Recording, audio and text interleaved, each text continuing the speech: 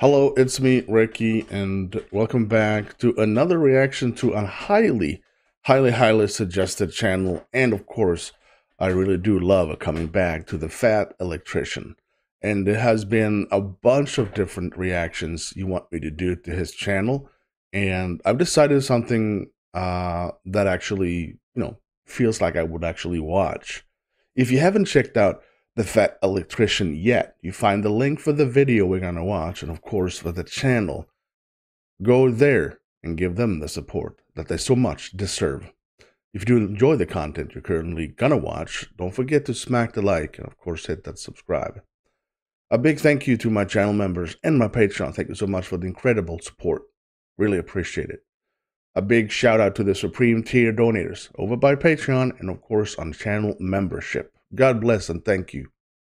Thank you so much. Personal shout outs to the ultimate supporters, only available on Patreon. Deja, Walt, Ronnie, Dwayne, Tammy, Kevin, Dana, Troy, Sarah, Robert, Matt, Ryan, Tracy, and Lon. Thank you so much, guys. It's incredible. I feel like I'm battling the outside light. Hopefully that's good enough. I'm trying to block out the sun, but I'm not doing such a good job, am I? The video we're going to watch is something that was one of the most suggested videos, and that is about America's WarHorse Marine Sergeant Reckless. Is it about a real horse? I do believe it is, if I'm going to be completely honest. I'm just going to assume it is. And I love animals. And just a weird thing. Okay, Recky, thank you for sharing. Recky is an animal lover. Note that somewhere. Write that. Take a post-it. Recky is an animal lover, and put that post-it on the refrigerator or something that you normally see every day, because that is some grand premium information. If you do it, take a picture and send it to me through directhousegaming@gmail.com. If you're on Discord, do it there. Why not? Let's have some fun with it. Let's do this. I think I need to crank it up the volume here, I think. What if I told you that if it were not for the actions of a single beer-drinking horse over the course of 48 hours, South Korea as we know it today would probably not exist? South Korea? Today we're talking about the greatest warhorse of all time, the highest-ranking animal in Marine Corps history, and the hero of Outpost Vegas. Ladies and gentlemen, Sergeant Reckless.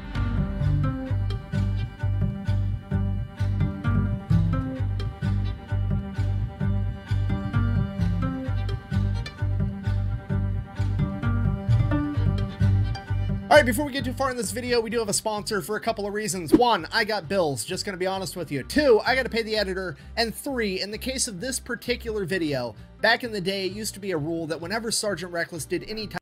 I gotta say, that was probably the most funny shit I've seen. Hold on.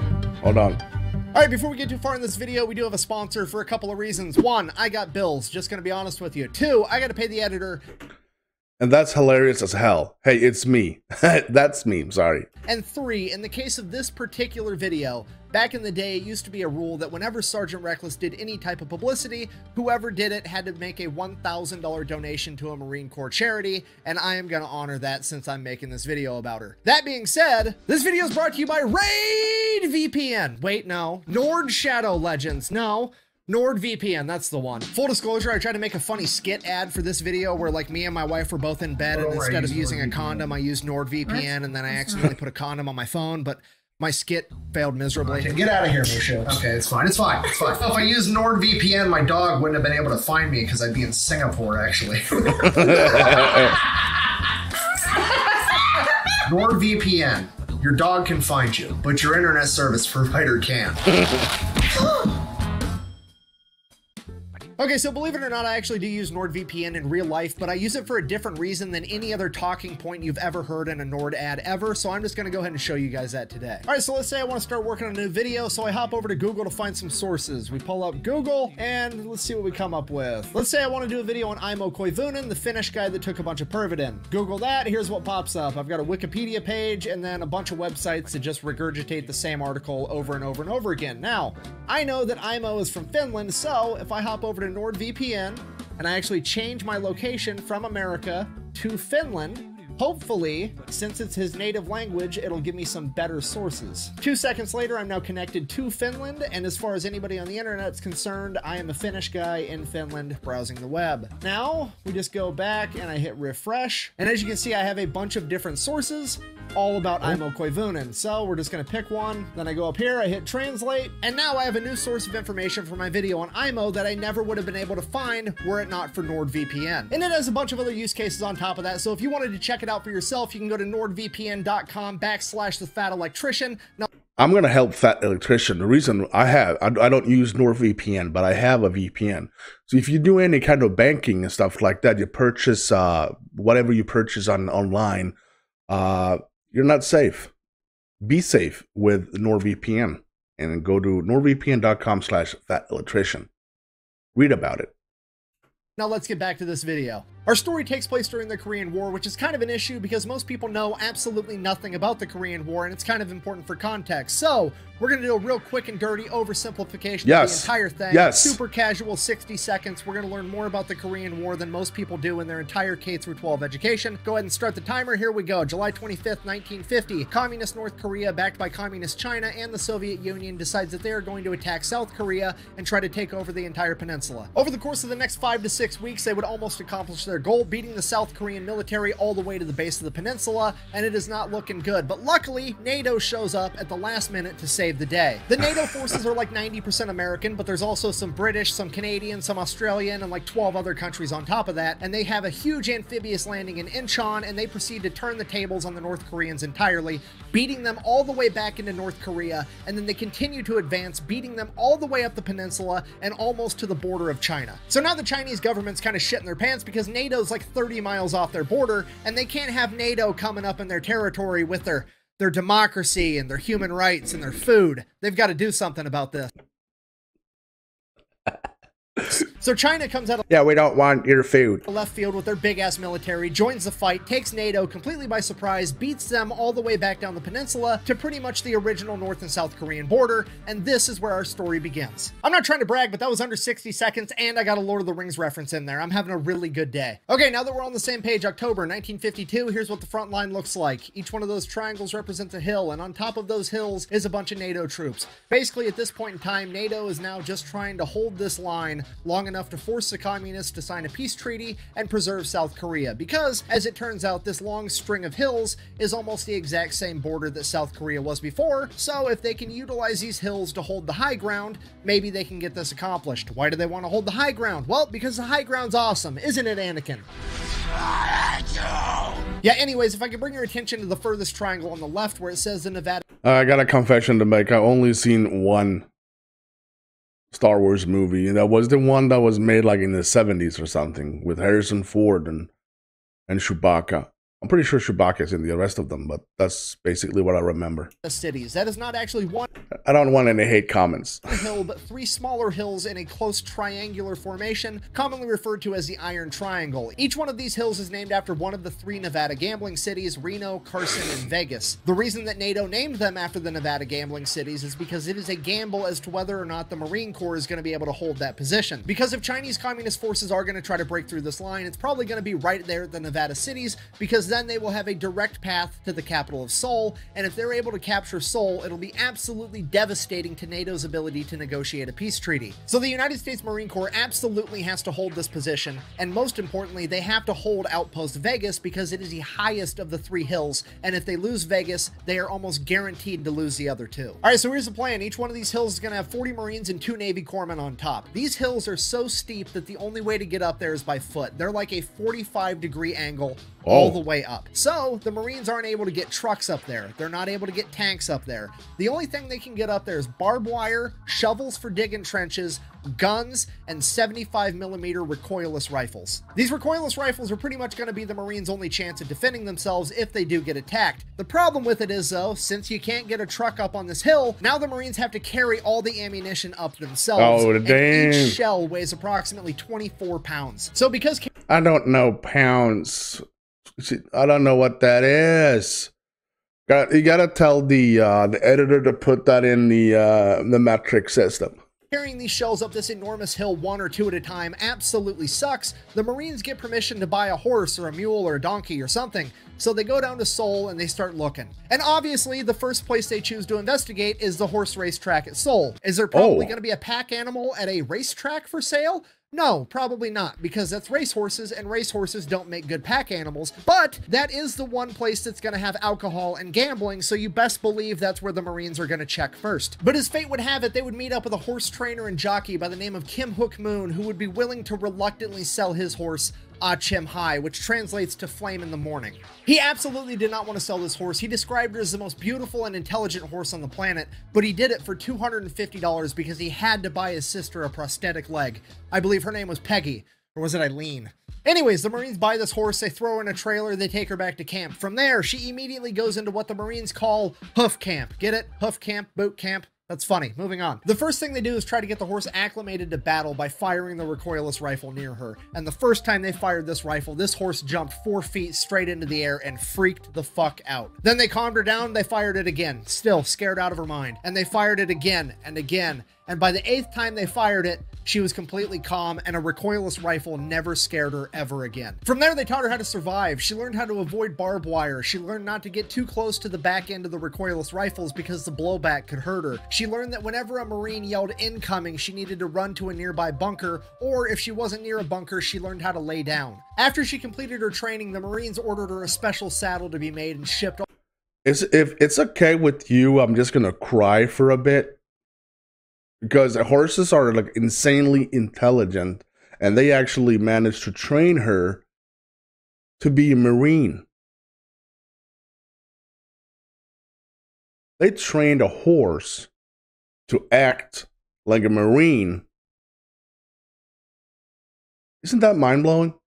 All the way from America that would allow her to carry a bunch of recoilless rifle rounds. Until then, though, she began helping the Marines any way she could, mainly by helping string communications cable between the different outposts and the ammunition point, and she could string more cable than 10 men combined. At this point, the Marines really started to like this horse, so they decided they were going to give her a new name. Reckless, named after the recoilless rifles, which were commonly referred to as reckless rifles. And from that point on, she just became another one of the guys, and that's exactly how the Marines started treating her. She began eating whatever the Marines were eating. She loved bacon and eggs, she loved beer, and apparently, if you were ever having mixed drinks, Reckless would walk up to you, nudge you with her head, and stick out her lower lip, and let you mix a mixed drink directly into her mouth. Then, her special saddle shows up, and she starts kicking ass on the battlefield. She delivers 6 rounds at a time, and she can make a trip from the ammo point to the firing position twice as fast as any man can, and he's only carrying 2 rounds. She delivers so much ammo that over the course of a couple battles, the Chinese actually start to target Reckless. And this ends up being a horrific mistake, because the millisecond that Marine Corps leadership figures out that they're trying to target Reckless,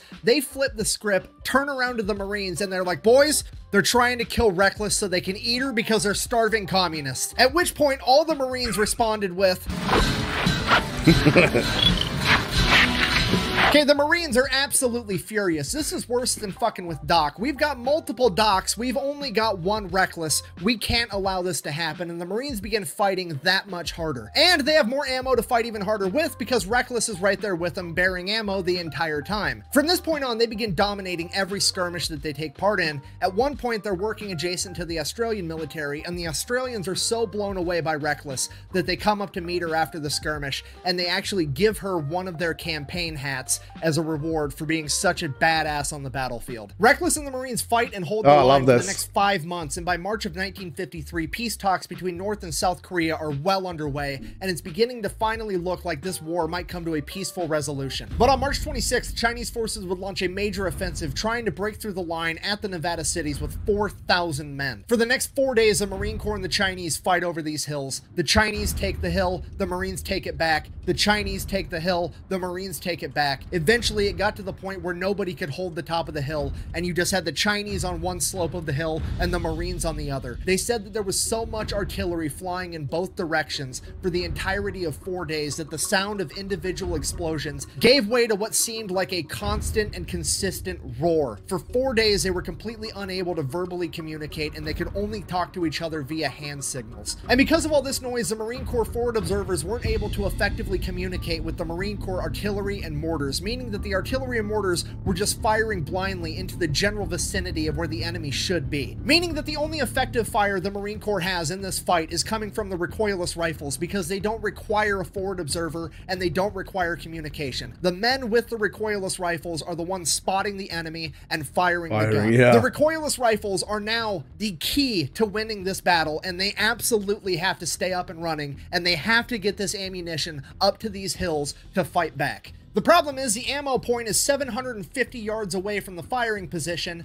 up a 45-degree angle hill that is constantly being pounded with enemy artillery fire, while it's also covered with smoke and white phosphorus. But that doesn't change the fact that the ammunition has to get there, so they load 8 rounds into Reckless's pack and they send her up the hill. And the men at the ammunition depot know that it's probably the last time they're ever going to see her again, because they've just sent her off to her death. But despite that, she somehow makes it to the firing position. The Marines there unload the ammo and stick a wounded Marine on her back as they send her back down the hill, also feeling as though they're sending her to her death, and it's the last time they're ever going to see their favorite horse. But they're wrong. Over and over and over again, they're wrong, because every 20 minutes like clockwork, Reckless is back at the firing position, bringing more ammunition, and then she's back at the ammunition depot, dropping off wounded Marines. And she does this all day long. Every trip she makes, she becomes less and less of a horse, and more the only sign of hope that these men have. Because of this little horse that's quite literally an animal of prey, whose only defensive measure to danger is to run away, can stand here and fight through all of this, then fuck,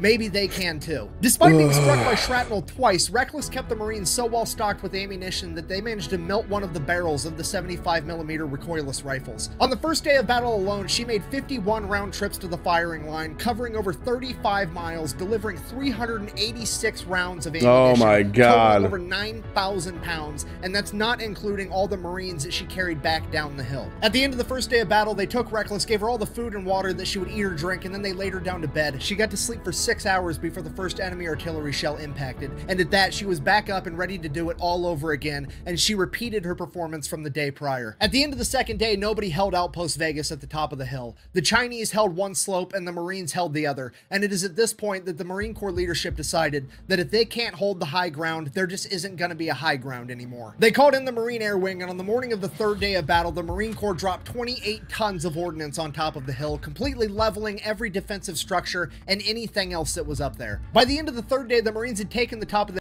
If we can have it, no one else can or should. The hill where Outpost Vegas used to be, but then they saw that the Chinese were falling back into a ravine and they were going to go around the hill entirely. This is absolutely terrible because there aren't enough Marines on Outpost Vegas, Carson, and Reno combined to be able to go down there and stop the Chinese. If they're going to stand any chance in a fight, they have to have the high ground, so they absolutely cannot give it up. The problem is, on the back side of the hill that Outpost Vegas is on, is where the ammunition depot is, as well as a mess tent that's been converted into an aid station with over 200 wounded Marines, and there's nothing that the Marines on top of the outpost can do to stop them. Then the Marines at Outpost Carson get an idea, and they send a runner with a note to the aid station as fast as they can. He gives the note to the commander of the aid station, who then tries to read the note to all 200 wounded Marines, but the artillery fire is so loud that he can't be heard. So he resorts to just handing the note to one Marine, who hands it to the next, and the next, and the next. And after reading the note, every Marine hangs his head for a second and gets on his feet, because the note reads, "Chinese coming around the hill, dropping smoke. Walk out into the smoke, throw grenades at smell of garlic." Apparently the Chinese military at this point smelled like garlic. I have no idea why, but... We used to do it night patrols in the paddy fields. It was terrifying. The good thing about the Chinese soldiers was they'd chewed garlic like chewing gum, so you could smell them long before they could get near you. That meant when you smelled garlic, you practically shat your pants. But it was a thing. And after all 200 Marines had read the note, they all stood up, grabbed every grenade that they could find, and began walking 500 yards out to where this smoke screen was. It's 11 o'clock at night, it's dark, it's eerie, it's dead silent. The Marines aren't saying a word because they all know that this is probably going to be the end. They're calling for walking wounded to rejoin the fight, and that's never, ever a good thing. Nope. And they're making their way to this smoke screen. They finally get there, and they take a few steps into the smoke, and they just stand there and they wait.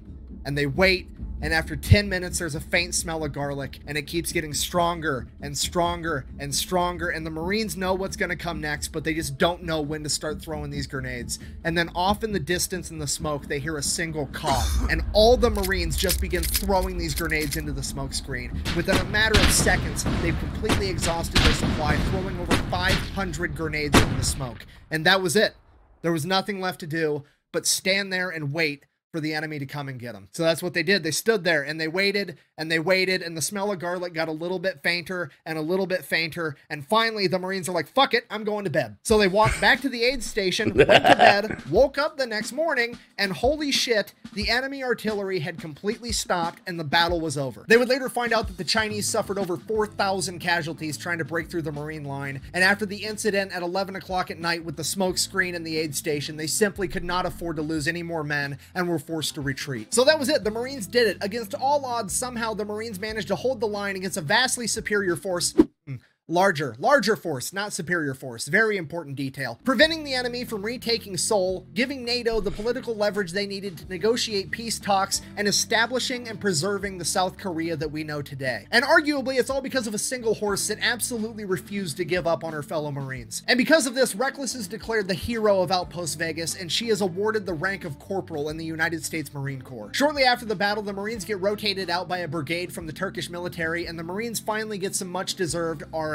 After that, the war's really starting to wind down, so the Marines are going to pack up all their shit. They're going to board a Navy LST, which is basically an amphibious landing ship. That ship's going to take them all the way to Incheon, and then from there, they're just going to kind of hang out for a while and wait for the peace treaty to get signed. But since they're boarding a Navy vessel, they have to come up with a manifest of all the supplies, how many guys they got, all the equipment, how much everything weighs, and a horse. Yada, yada, yada. On the manifest, they write down 1 horse, Reckless, corporal type. The manifest makes its way to the captain of the LST. He's supposed to sign off on everything. He sees horse and he's like, what the fuck? The Marines are probably just messing with me. They're not actually bringing a horse on my ship. It's probably just like a pallet of beer and they wanted to let me know to account for the weight. It's fine. He signs off on the manifest, sends it back. It's all good. Fast forward a couple of weeks, the Marines start loading all their stuff up on the boat. Then they go to bring Corporal Reckless up onto the ship and the captain is like, whoa, whoa, whoa. Absolutely not. You're not bringing a horse on my ship. I've had the cleanest ship in the Navy for 2 years running, and this horse is going to ruin that. To which the Marines are like, bro, you signed the manifest.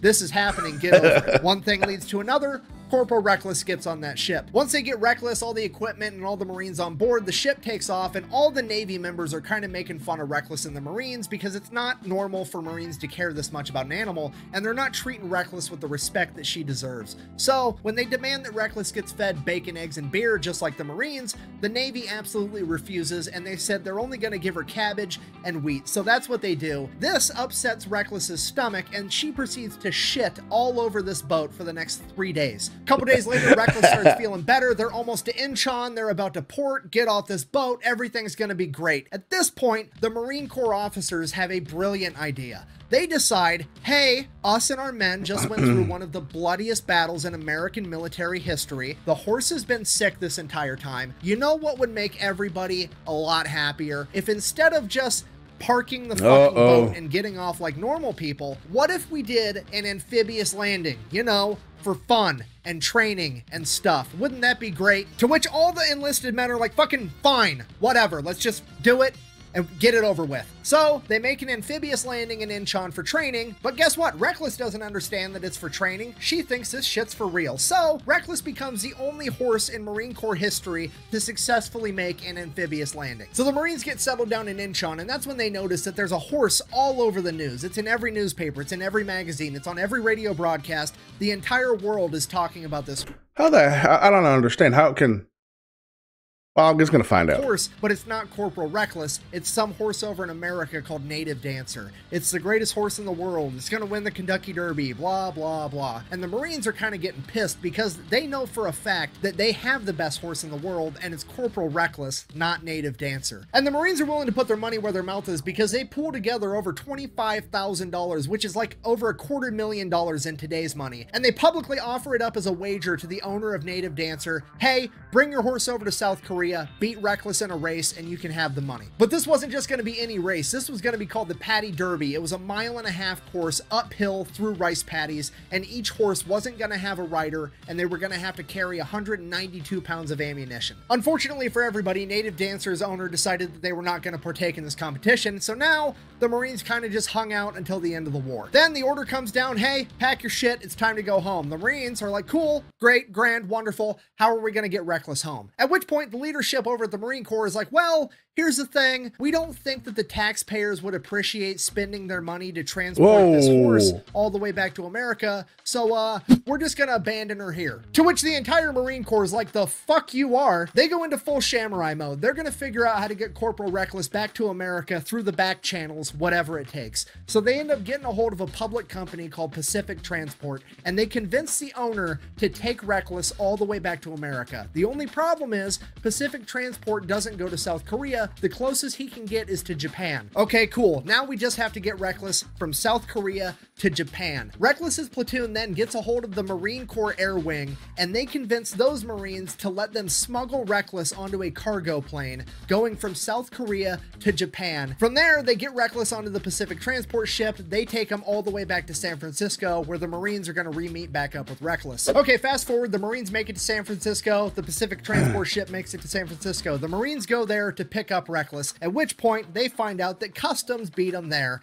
and Customs called the Department of Agriculture, and the Department of Agriculture said, we're going to have this horse destroyed because she could have diseases. The Marines then explained to this guy from the Department of Agriculture, look, this is a war hero. You're not killing this horse. She's coming with us. At which point, the Department of Agriculture guy is like, oh no, she's staying here and we're going to have her destroyed. Now, the Marines are kind of looking around at each other. They're looking at this pencil pusher from the Department of Agriculture, and the Marines, without saying a word, have just communicated with their eyes.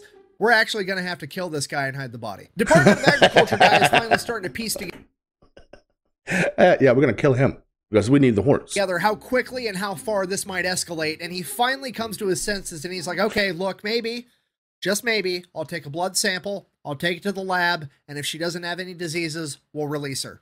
To which the Marines are like, that's a solid call. So the guy takes a blood sample, says it'll take me about a week to get the results. Go ahead and just leave the horse here. You guys can head out. At which the Marines said, nah, we're going to stay with the horse. And the agriculture guy is like, that's not necessary. And the Marines are like, oh, yeah, it is. Because at this point, the Marines have come to the conclusion that the communists were trying to kill Reckless for food, and American bureaucracy is trying to kill Reckless just for fun, and they cannot let her out of their sight ever again. So, agriculture guy gets his blood sample, he leaves, the Marines hang out with the horse for a little while, and then they're like, oh, hey, there was a Marine Corps ball tonight. Reckless is a Marine. Let's go. Then they smuggled Reckless out of the ship. Then they smuggled her out of the port. Then somehow they got her all the way across San Francisco, into the building, up the freight elevator, and they made it to the Marine Corps ball. Reckless walks in, and she has just given every Marine in that room the excuse they were looking for to get absolutely hammered. Everybody's drinking beer, eating cake, including Corporal Reckless, and Reckless is also eating all the flower decorations. It's a great time. Everybody wakes up the next morning, super hungover. They all go out, they get breakfast, bacon, eggs, give some to Reckless. Now, here's the problem. They kind of have smuggled this horse out and they don't know what to do with it. They also can't let the government find out where the horse is because the government is actively trying to destroy her for no reason. Then once Reckless gets to Camp Pendleton, the American public finds out that Reckless made it home and everybody's super pumped. They want to know all about it. The news is getting involved. America's celebrating because fucking America's WarHorse made it home. This is awesome. At which point the high-ranking Marine officers that were going to abandon her are like, holy shit. Wow.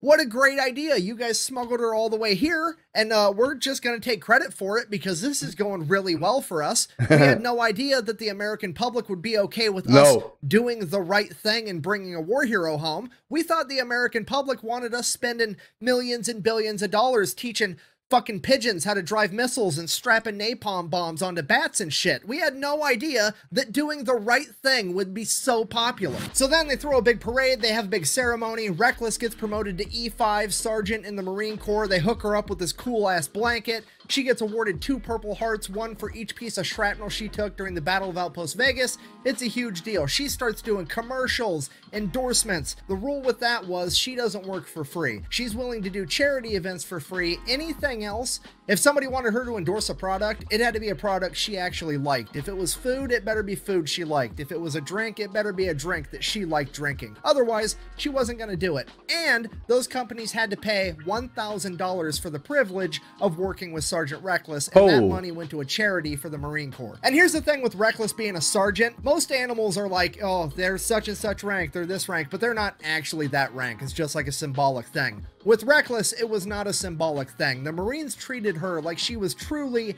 and legitimately a sergeant in the Marine Corps. Nobody that was a lower rank than her was allowed to give her orders or tell her what to do, okay? If the privates were standing around eating food and stuff, and Reckless wandered up and nudged one, that was an order to share some food, and that private needed to obey it. She was given her own private stable right outside the post commander's house, and there was a standing order that she was never to carry anything heavier than her blanket ever again. Sergeant Reckless even had an assistant. Every time they got a batch of new recruits, they would find out who the farm kid was, and he would be tasked with taking care of Sergeant Reckless. Now, part of taking care of Sergeant Reckless was taking her out for her daily exercise. Now, how do you exercise a horse if you can't ride a horse because there's a standing order that she can't carry anything heavier than her blanket, and even if she could, you wouldn't be allowed to ride her because she's a higher rank than you? I have no idea. Neither did the Marine Corps, so they told this private, fucking figure it out. So this kid just had to start running next to Reckless 5 miles a day, every day. And this pattern carried on. Every time a new kid came, he just started running 5 miles a day with Reckless, and it became a running joke. Jesus Christ, literally a running joke that whoever was taking care of Reckless was the most in-shape Marine in the Marine Corps. After a little while, the PR started to die down, but the high-ranking officers in the Marine Corps didn't want that to happen because having the Marine Corps in the headlines all the time was really good. So they concocted a plan to stay in the headlines even longer. They were going to get some badass, thoroughbred, Kentucky Derby winning racehorse in here to have a kid with Sergeant Reckless. So that's exactly what they do. They find the thoroughbred horse they're going to breed her with. They hire this PR firm getting ready for all the news and publicity and blah, blah, blah. And then in true military fashion, the officers then proceed to not tell anybody that they fucking should. You know, like the private that's in charge of taking care of Sergeant Reckless. So from his perspective, one day he gets an order, seemingly for no fucking reason, to take Sergeant Reckless over to the normal horse stables, which never, ever happens, and stick her into an empty pen. So that's what he does, and he's like, okay, cool, I'm gonna go get lunch now or take a shit or whatever. So he leaves for a minute, and one of the other Marines comes by and then sticks just your normal garden variety Marine bucking horse in the same pen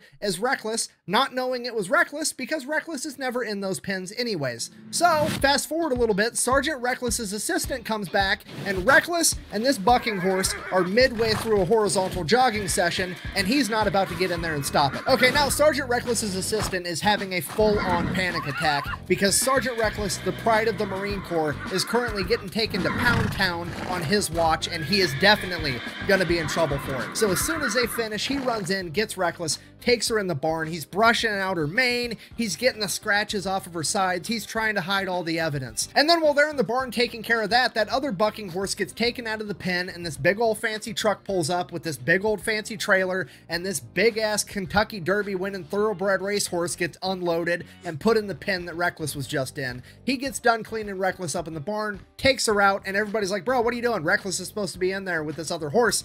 Get him in there. So then all those guys leave to get lunch or do whatever, and Sergeant Reckless's assistant is like, okay, there's no way I'm leaving. I'm not going to have this happen again. I'm going to stay here the entire time and make sure there's no hanky-panky. There'll be no riding the baloney pony around here ever again. I got to make sure this does not happen. So he sits there and cock blocks this thoroughbred the entire time. So as far as he's concerned, mission accomplished. Nobody ever needs to know that Reckless got deflowered on his watch. It's gonna be fine. Then fast forward 28 days later, he shows up at Reckless's stable first thing in the morning to take care of her, and there's a bunch of high-ranking military officers and a bunch of news crews right outside the stable. He rolls up like, what's going on? And the general is like, Reckless is pregnant, and he's like, oh, okay, that's a good thing. And they're like, yeah, no, that's great. That's a terrific thing. At this point, the news crews have kind of put together that this is a kid in charge of taking care of Sergeant Reckless. So one of them yells out, hey, what's the name of that thoroughbred racehorse that she's having the baby with again? At which point he just responds like, What are you talking about? I don't know its name. It was just one of the random Marine bucking horses we had in the pen. Record scratch, dead silence, pure confusion. The general grabs this private, yanks him around the corner of the stable. It's like, what the fuck did you just say? So he explains to the general everything that happened, and the general is like, you idiot. Reckless was supposed to sleep with that big-ass thoroughbred racehorse. To which he's like, well, somebody should have told me that. I don't know what to tell you. So now the plan is officially ruined. The news crews leave, and the PR firm has to figure out how to piece this thing back together. And the plan they come up with is to get a big-ass sign and put it up on the hill by Camp Pendleton, and the sign simply says, it's a ... Yeah, if you're not picking up what I'm putting down, and the plot twists that absolutely nobody saw coming, the United States Marine Corps is actually responsible for inventing gender reveals. And that's how they still managed to generate a bunch of hype for Sergeant Reckless's kid, getting the entire world to speculate as to whether or not it was going to be a boy or a girl. God. The pregnancy goes great. She goes on to give birth to a colt, aka a boy. They go out, write boy in big blue letters on their sign, and then the Marines throw a big ass party because they're amped, unwittingly throwing the world's first ever gender reveal party, which I'm gonna hold against the Marine Corps forever. But now everybody wants to know, what are we gonna name this young colt? So the high-ranking Marine officers step in again, and they're like, I have another great PR idea. Let's have a competition where all the Marines can submit their ideas for names. We'll pick the best one, and that guy can win a week of leave. Brilliant idea. So that's exactly what they do. Hundreds of Marines send in their ideas for names. The front runners were like Semper Fi, Freedom, Liberty, pretty generic stuff, but that's what you have to do when you have a big public figure like Sergeant Reckless and her new baby.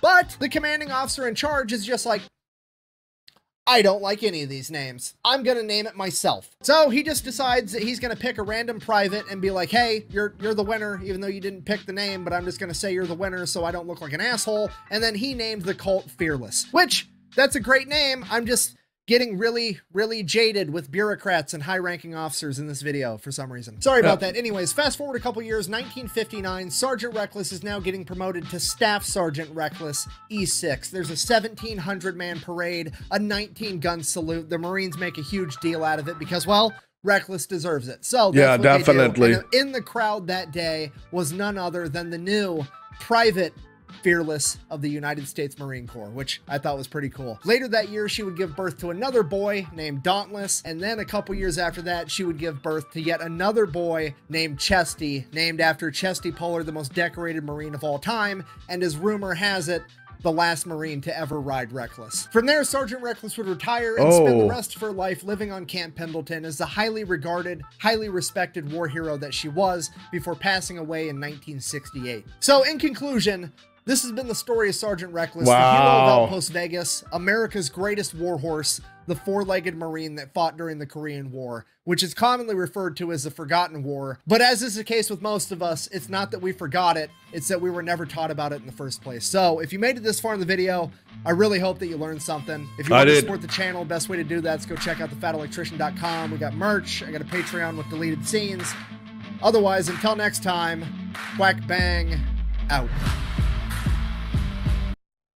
That was pure gold, if I'm going to be completely honest with you. The storytelling, and I love the last part. I mean, there's always that part in that story I did love, and that part I didn't love. I loved it from point A all the way to point freaking last. I'm completely blown away the loyalty that military men and women feel, no matter if it's freaking human or not. And there was a couple of minutes I felt like I'm getting emotional because I am a very true animal lover. And when they said that that pencil pusher bastard wanted to kill her, and they said, no, not, we're going to kill you, basically. I love this. I love this. If you haven't checked out The Fat Electrician yet, please do. You find the link for the video we just watched, and of course for the channel right there in the description. If you want to support me, click like, hit that subscribe, or click join to become a member, or check out the coolest link ever, right on top of all the comments. I'm going to leave you with that. Thank you so much for watching. I'm Recky. You stay safe.